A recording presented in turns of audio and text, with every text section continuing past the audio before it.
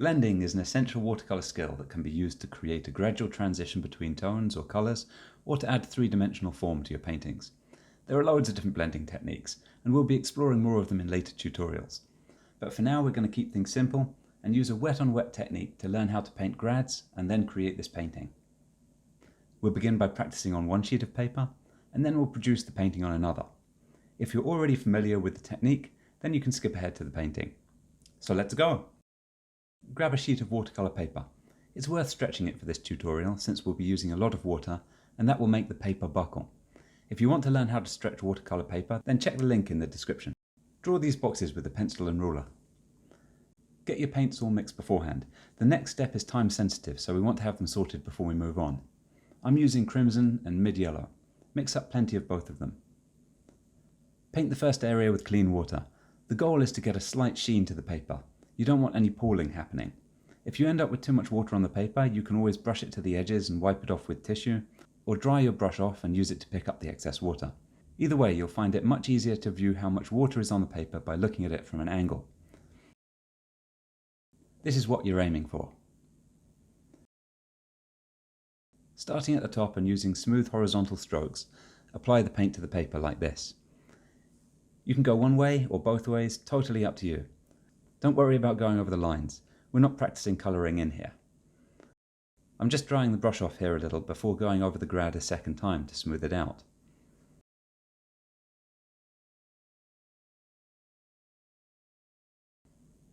If you need, you can add more paint and repeat the process.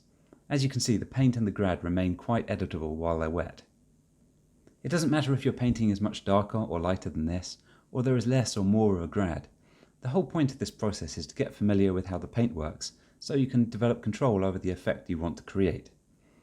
Even if your painting's a total mess, then at least you'll have learnt what not to do next time. Wow, look, we have a grad. But it does take up the whole area. What if we want a much shorter transition between the colour and complete transparency? Let's do that next.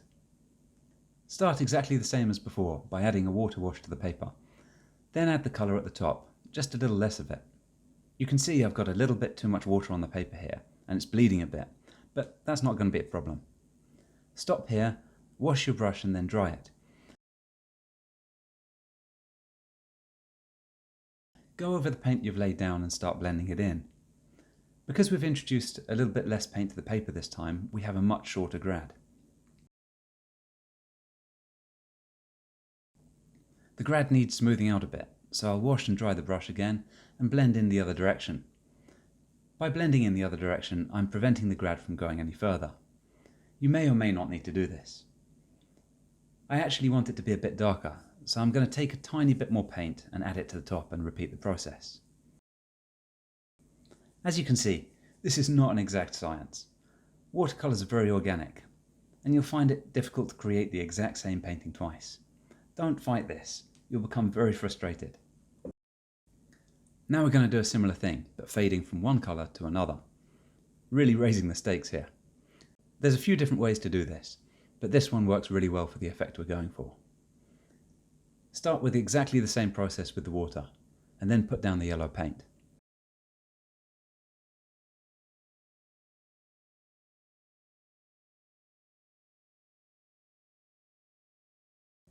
While everything is still wet, paint the crimson over the top. Start with a little bit. You can always add more later, but taking paint away, it's not going to happen. After you've got the red on there, dry the brush off a bit on tissue to remove the excess paint, and then blend the red into the yellow.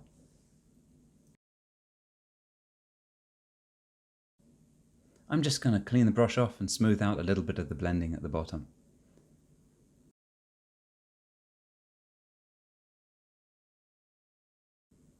And then I'll repeat this process with a little bit more red to get a stronger colour. For the next bit, you're going to have to wait for the painting to dry.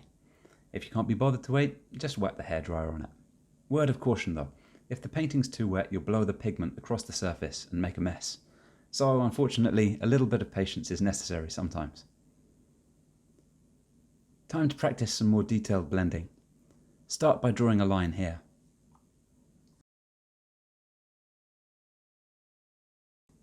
Then mix up some black paint.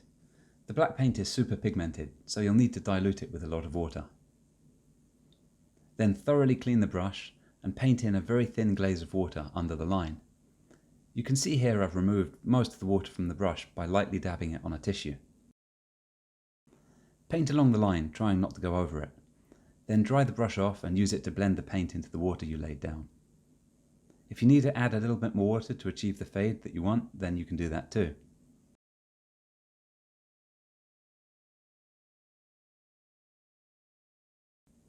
Give it another go. Vary the amount of water and paint to see what difference it makes, and see how much control you can get over it. You can practice this as many times as you like, until you feel comfortable achieving the effect you're going for. Now draw a wiggly line and practice the exact same thing again. Ah yeah, you can see where we're going with this, eh?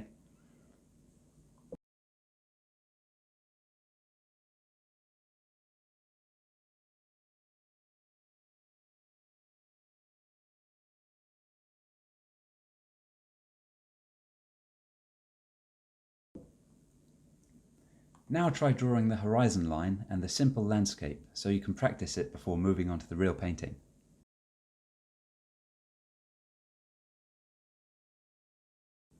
Start by painting the background hills. Paint these with a lighter, more diluted mix of paint.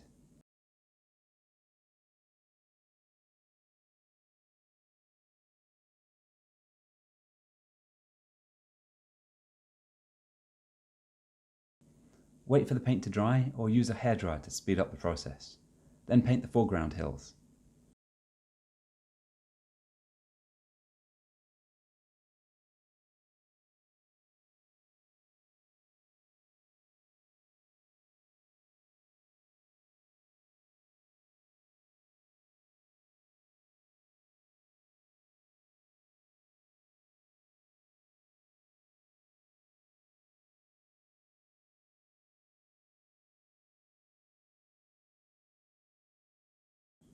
Brilliant! So now it's time to paint the real thing.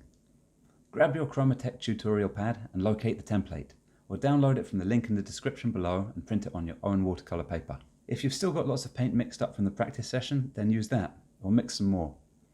We'll start by doing the top grad. Follow exactly the same cues as before. Start by painting the paper with a thin glaze of water. Now paint the yellow grad. You'll notice I'm just painting from left to right. I find this works better for me, but if you want to try it another way, you go for it. Find out what works best for you.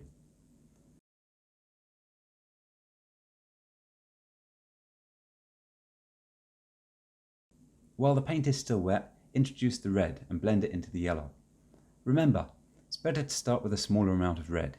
You can always add more paint as you go to make the sky more vibrant.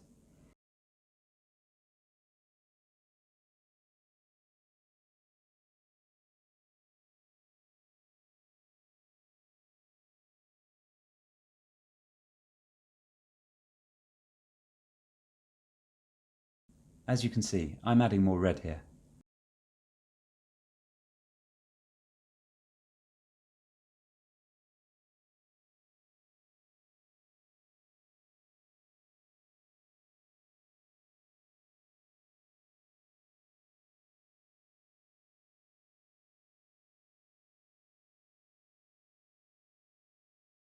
And again, more red.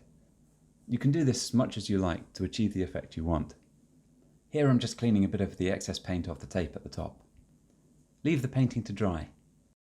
And now paint the same thing, but the other way up.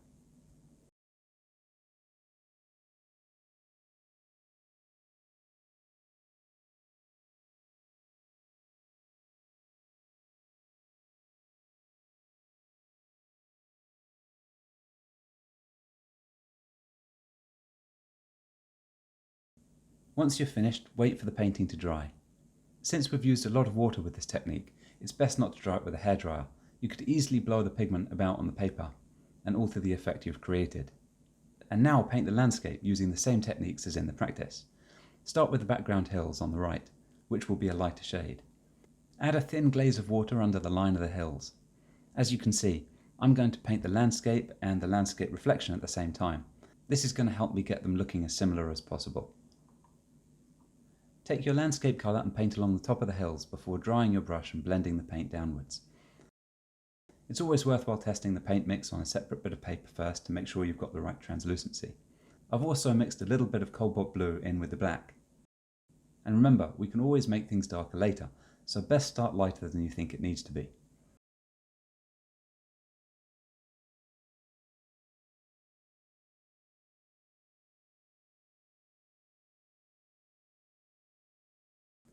Dry your painting thoroughly before moving on.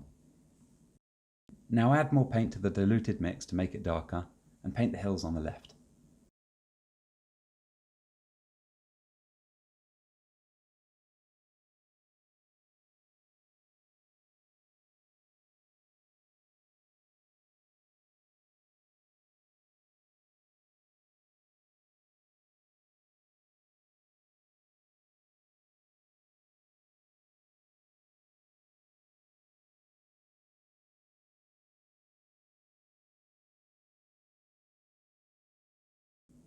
There we go! We've completed the basic seascape, and this is where your introduction to blending ends. But I know what you're thinking. This painting looks well empty, so there's no need to stop there. There's loads more that can be done with it. You could add some birds, or a boat, or some grass in the foreground, or all three, and a dragon. Whoa, steady on. That's probably too much. Dial it back a touch. The point is, don't be precious about it. Try some stuff out and make this painting your own. Don't worry if you add too much and then feel like you ruined it. The skills you've been developing creating this painting are the important thing, not the painting itself. You can always make another painting, and because you'll always be progressing, your next painting will be even better. The more things you try out and the more mistakes you make, the quicker you'll progress. But before doing anything else, subscribe below. Karma will repay you 1,000-fold, or something. And hey, even if it doesn't, then at least you'll get to see all the great tutorials we've got coming your way.